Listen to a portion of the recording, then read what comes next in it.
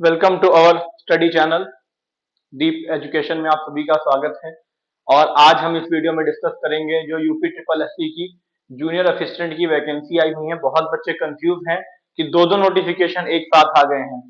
ठीक है, तो ये दोनों नोटिफिकेशन अलग अलग हैं, दोनों की वैकेंसी अलग है, दोनों का पेपर अलग होगा। इन दोनों नोटिफिकेशन को हम इस बारे में देखेंगे कि दोनों में क्या क्या डिफरेंसेस हैं और क्या इसका पैटर्न होगा इस एग्जाम के बारे में। ठीक है, तो सबसे पहले हमने जो नोटिफिकेशन यहाँ पर ओपन किया हुआ है, ये पुराना नोटिफिकेशन है जो आज से तीन चार दिन पहले आया था। तो इसमें हम देख सकते हैं यहाँ पर कि हमारे पास जो है सम्मिलित कनिष्ठ सहायक मुख्य परीक्षा यानी प्रारंभिक परीक्षा जो होती है 2021-08, इस चीज को ध्यान रखना आप लोग कि ये 08 है नोटिफिकेशन का नंबर। और वहीं पे अगर दूसरे की बात करता हूँ, ये जो आज आया हुआ है इसके देखिए यहाँ पर क्या है 2021-09। ठीक है, तो वो पुराना नोटिफिकेशन है और ये 09 है, पर फॉर्म अभी दोनों में कोई भी अप्लाई होना शुरू नहीं हुआ है। तो हम फिर से चलते हैं अपने पहले वाले पर, तो देखते हैं यहाँ पर उसकी डेट क्या है, इन दोनों की डेट में क्या क्या डिफरेंसेस हैं।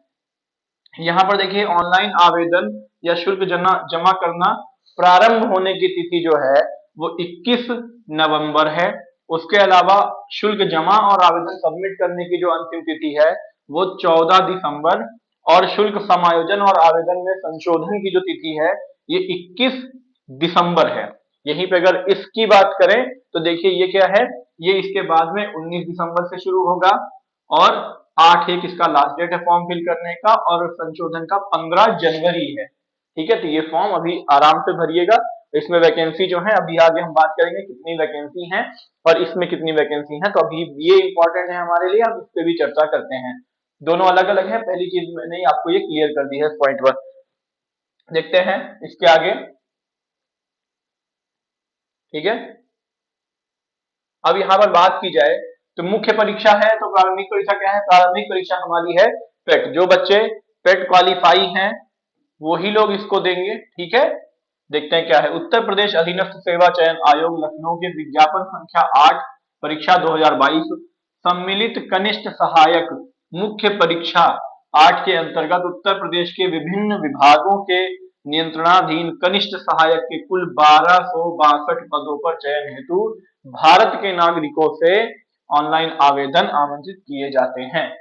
ठीक है, इसकी जो शॉर्ट लिस्टिंग है देखो कह रहा है कि सम्मिलित कनिष्ठ सहायक मुख्य परीक्षा हेतु अभ्यर्थियों की शॉर्ट लिस्टिंग उसके प्रारंभिक अर्हता परीक्षा यानी कि प्रीलिमिनरी एलिजिबिलिटी टेस्ट यानी पेट 2021 इसके स्कोर के आधार पर की जाएगी, जो कि अभी क्लियर नहीं है कि कितने परसेंट पे करेंगे। ठीक है, उसके बाद में क्या कह रहा है कि इस परीक्षा में प्रतिभाग हेतु केवल वही अभ्यर्थी ऑनलाइन आवेदन कर सकते हैं जो प्रारंभिक अर्हता परीक्षा यानी पेट में सम्मिलित हुए हैं एवं उन्हें आयोग द्वारा स्कोर कार्ड यानी वैध संख्यात्मक स्कोर कार्ड जारी किया गया है, वही लोग अप्लाई कर सकते हैं।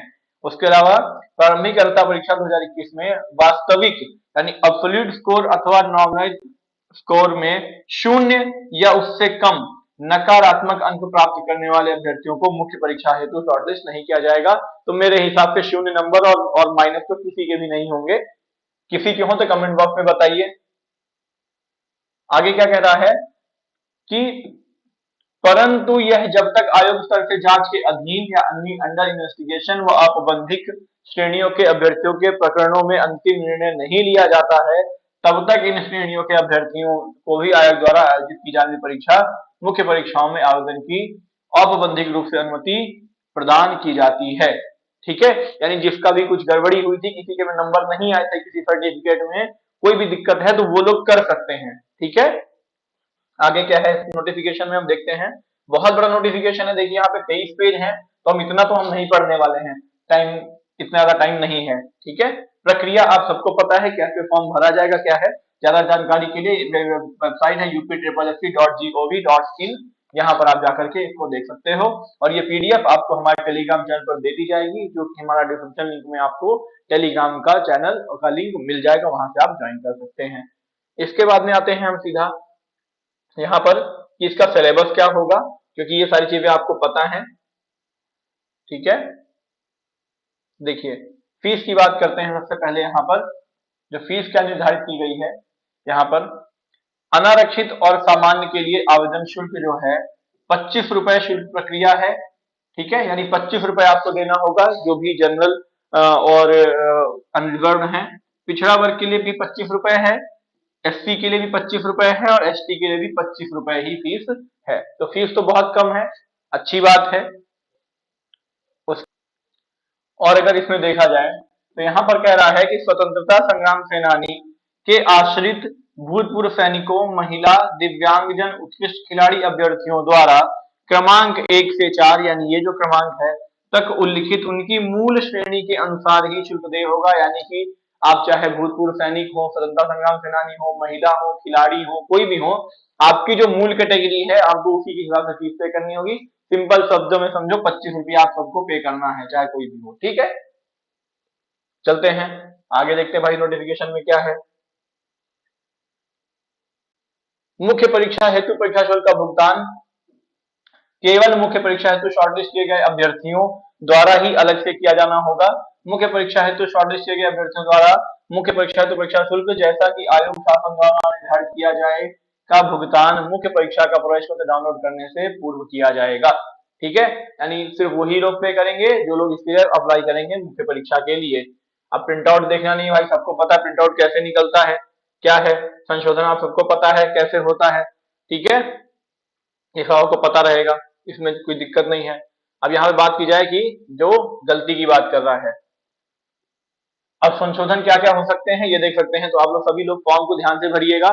अभ्यर्थी द्वारा अपने आवेदन पत्र के निम्नलिखित विवरणों को ही संशोधित किया जा सकता है। उक्त के अतिरिक्त अभ्यर्थी को आवेदन में किसी अन्य विवरण को संशोधित करने की अनुमति नहीं दी जाएगी। तो ये कुछ पॉइंट्स हैं, यही आप चेंज कर सकते हो संशोधन के टाइम पर। पहला, अगर आपके नाम में वर्तनी की गलती है, पिता पति के नाम में वर्तनी की गलती है, पत्राचार का पता आपका अगर गलत हो गया है, उसके अलावा अन्य व्यक्तिगत विवरण जैसे ईडब्ल्यूएस एवं क्षैतिज आरक्षण की श्रेणी जो होती है इसमें, या खिलाड़ी का इसमें कर सकते हैं। जाति की श्रेणी, अनुसूचित जाति, अनुसूचित जनजाति और पिछड़ा वर्ग, इसमें आप अपडेट कर सकते हो, गलती से कुछ और चढ़ गया है आपका। अगर जो जेंडर है वो गलत हो गया है तो वो आप सही कर सकते हो। ठीक है, और अनिवार्य आवेदन में अनिवार्य अधिमानी अर्हता संबंधी दर्ज किया गया विवरण, जो आपके एजुकेशनल क्वालिफिकेशन हैं, अगर उनमें कोई गड़बड़ी हुई है तो ये आप चेंज कर सकते हैं। ठीक है, इसके बाद चलते हैं आगे पॉइंट पे, देखते हैं क्या है यहाँ पर। ये यहाँ पर वैकेंसी दिया हुआ है कि किस विभाग में कितनी वैकेंसी है, तो हम इन्हें देख लेते हैं एक बार। वैकेंसी यहाँ पर देखिए, चिकित्सा एवं स्वास्थ्य सेवाएं हैं। यहाँ पर आपका जो वेतन बैंड है वो ₹2000 ग्रेड पे है, 5200 से 20200, एज 18 से 40, और इसकी जो वैकेंसी है टोटल 1148 है। ये अस्थाई लिखा हुआ है यहाँ पर और वो स्थाई लिखा हुआ है।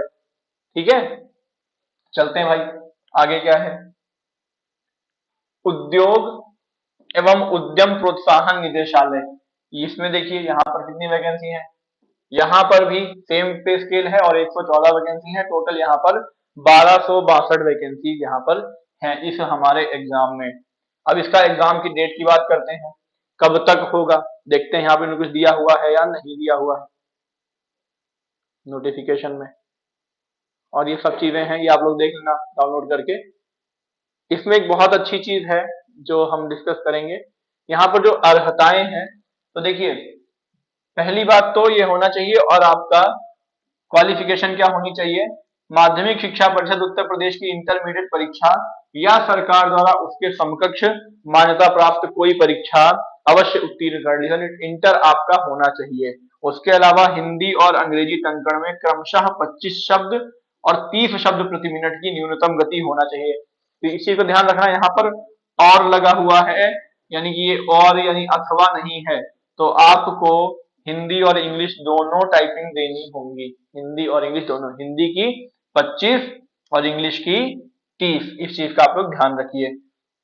डोएक सोसाइटी द्वारा प्रदान किया गया कंप्यूटर प्रचार में सीसीसी प्रमाण पत्र, सीसीसी प्रमाण पत्र, सीसीसी प्रमाण पत्र का फुल नाम आप लोग हमें कमेंट बॉक्स में बताइए कि क्या है। ठीक है, ट्रिपल सी का ये आपका होना चाहिए। उसके अलावा अधिमानी अर्हता है, इसका अगर किसी के पास प्रादेशिक सेना में 2 साल का है तो उसे कुछ छूट मिलेगी। राष्ट्रीय कैडेट कोर का अगर बी का प्रमाण है तो भी उसे छूट मिलेगी। आयु की बात की जाए तो 18 वर्ष की आयु कम से कम हो और मैक्सिमम 40 वर्ष की आयु हो, उसके ऊपर नहीं लगेगा। फिर बात करते हैं आरक्षण की। आप सबको पता है आरक्षण का क्या है, वहां पे हम टाइम वेस्ट नहीं करेंगे। जो चयन का आधार है वो केवल लिखित परीक्षा है। इसके अलावा देख लेते हैं यहाँ पर नंबर कैसे जुड़ते हैं और सिलेबस क्या होगा। अगर बात करें परीक्षा योजना और पाठ्यक्रम की, तो एक चीज और ध्यान रखिएगा कि जो ये पैटर्न है, ये सेम पैटर्न उस वैकेंसी जो आज आई है उन दोनों पर सेम लागू होगी। ठीक है, पैटर्न सारा सेम है, मैंने सिर्फ डेट में आपको डिफ्रेंशिएट कर दिया है कि ये डेट अलग है, बाकी फीस सेम होगी, पैटर्न सारा सब कुछ सेम रहेगा। देखते हैं यहाँ पर क्या है। परीक्षा योजना ये होगी, जो पहला चरण होगा पेपर का, उसमें भाग 1 होगा हिंदी परिज्ञान और लेखन योग्यता, जिसके क्वेश्चन होंगे 60 और अंक होंगे 30, यानी कि 0.5 अंक का एक आपका क्वेश्चन होगा। सामान्य बुद्धि परीक्षण में 30 क्वेश्चन होंगे जो 15 नंबर के रहेंगे। सामान्य जानकारी में 40 क्वेश्चन जो 20 नंबर के रहेंगे, यानी 130 क्वेश्चन आएंगे और ये 65 अंक का पेपर होगा। कमेंट बॉक्स आप लोग बताइए, अगर आप लोग इनकी तैयारी करना चाह रहे हैं तो हम पूरा कोर्स लेकर के आएंगे इसके लिए और आपको बहुत अच्छी तैयारी करवाएंगे अपनी टीम के द्वारा और हमारे द्वारा। ठीक है, इसका जो समयावधि होगी ये 1 घंटा 30 मिनट की अवधि का संयुक्त प्रश्न पत्र होगा।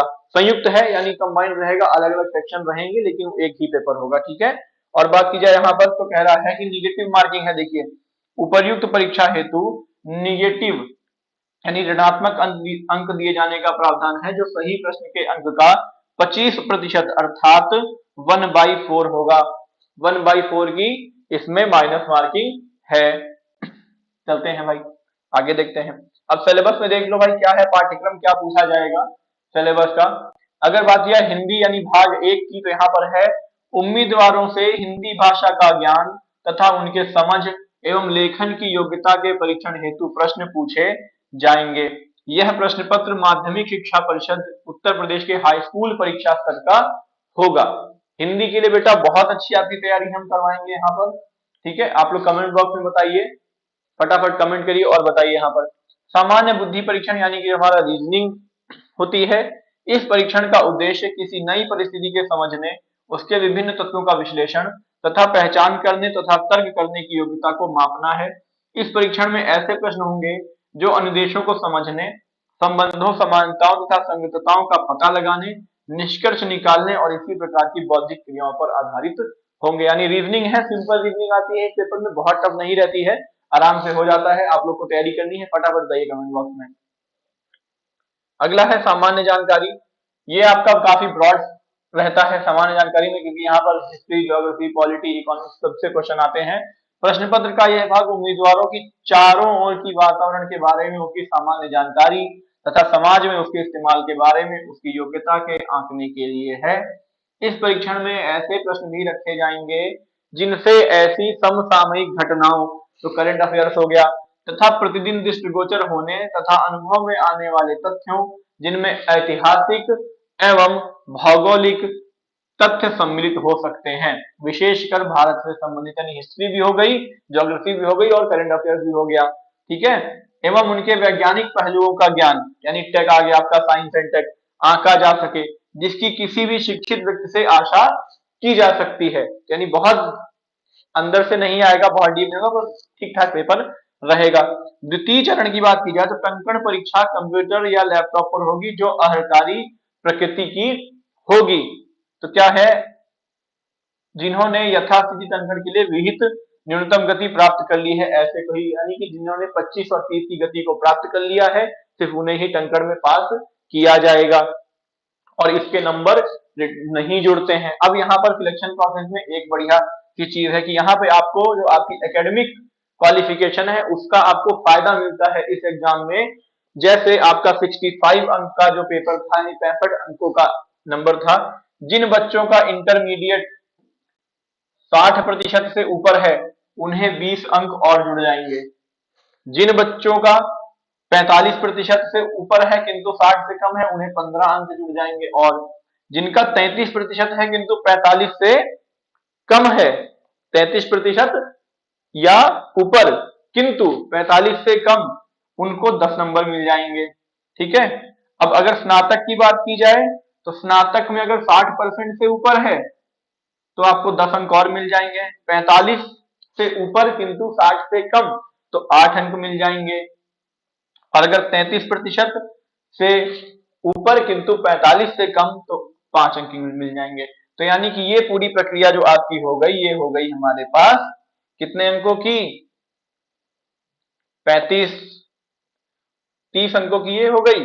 और 5 अंक आपको मिलते हैं इस एग्जाम में। अगर आपके पास अंतरराष्ट्रीय स्तर के खिलाड़ी हैं तो 5 अंक मिल जाएंगे। अगर आप राष्ट्रीय स्तर के खिलाड़ी हैं तो 4 अंक मिल जाएंगे। यदि अभ्यर्थी राज्य स्तर के खिलाड़ी हो तो 3 अंक मिल जाएंगे। और अगर आपने विश्वविद्यालय, कॉलेज या स्कूल स्तर के खिलाड़ी हैं तो आपको 2 अंक इसमें मिल जाएंगे। अब देखिए सिलेक्शन का जो इसमें जो तरीका होगा वो क्या निकाला जाएगा। 65 अंक का आपका रिटन पेपर हुआ था, उसके बाद में आपको जो आपकी शैक्षिक अर्हता के हिसाब से, तो यहाँ पर सीधा फायदा होता है जिन बच्चों का इंटर और ग्रेजुएशन फर्स्ट डिवीजन होता है, उनको सीधा सीधा ये 30 नंबर पूरे ये मिल जाते हैं। और अगर उनके पास खिलाड़ी का भी सर्टिफिकेट है या रहे हैं खिलाड़ी, तो यहाँ में उनको 2 4 5 नंबर मिल जाते हैं। तो ये 30 नंबर फ्री के हैं जो आपके यहाँ पे ऐड हो जाएंगे, और ये नंबर मेरिट में ऐड होते हैं। तो ये ध्यान रखना आप लोग।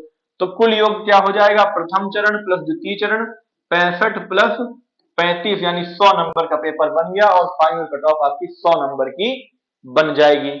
ठीक है, तो भाई आपको बहुत फायदा होने वाला है जिन बच्चों का ग्रेजुएशन फर्स्ट डिवीजन है और इंटर फर्स्ट डिवीजन है। जिनका इंटर फर्स्ट है उनको तो बहुत बढ़िया फायदा होने वाला है। कोई डाउट हो तो कमेंट बॉक्स में आप लोग पूछ लीजिए। ठीक है, अब इसमें और कोई दिक्कत नहीं है। यहाँ पर वो वही कह रहा है, विज्ञापित पदों पे प्रत्युत्तर में प्राप्त आवेदनों की पत्र संख्या अधिक होती है और आयोग के विज्ञापन के सापेक्ष पिट के स्कोर के आधार पर मुख्य परीक्षा हेतु शॉर्टलिस्ट किए गए अभ्यर्थियों की संख्या अधिक होने के कारण उनकी लिखित परीक्षा एक ही शिफ्ट या एक ही दिन में किया जाना सुविधाजनक नहीं होता है। तो अधिक शिफ्टों में की जा सकती है, और यदि अगर अधिक शिफ्टों में होगी तो क्या होगा? नॉर्मलाइजेशन लगेगा। तो बस यही लाइन कह रहा है और कुछ नहीं है। ठीक है, और देखिए यहाँ पे बहुत काम की चीज है। कनिष्ठ सहायक की लिखित परीक्षा हेतु विज्ञापित पदों के सापेक्ष श्रेणीवार कितने 15 गुना अभ्यर्थियों को बुलाया जाएगा, और अंतिम कट ऑफ अंक परसेंटाइल स्कोर दशमलव के 2 स्थान तक धारित करने वाले समस्त अभ्यर्थियों को सम्मिलित करते हुए मुख्य परीक्षा हेतु शॉर्टलिस्ट किया जाएगा। आई होप कि सारी जानकारी मैं इस वीडियो में दे चुका हूं। नोटिफिकेशन बहुत बड़ा है तो यहां तक जाने की कोई जरूरत है नहीं। ठीक है, बाकी अगर आपका कोई डाउट है तो आप कमेंट बॉक्स में बताइए। टेलीग्राम चैनल पर जुड़िए, वहां पर आप बताइए। मिलते हैं, तब तक के लिए thank you, take care, bye bye.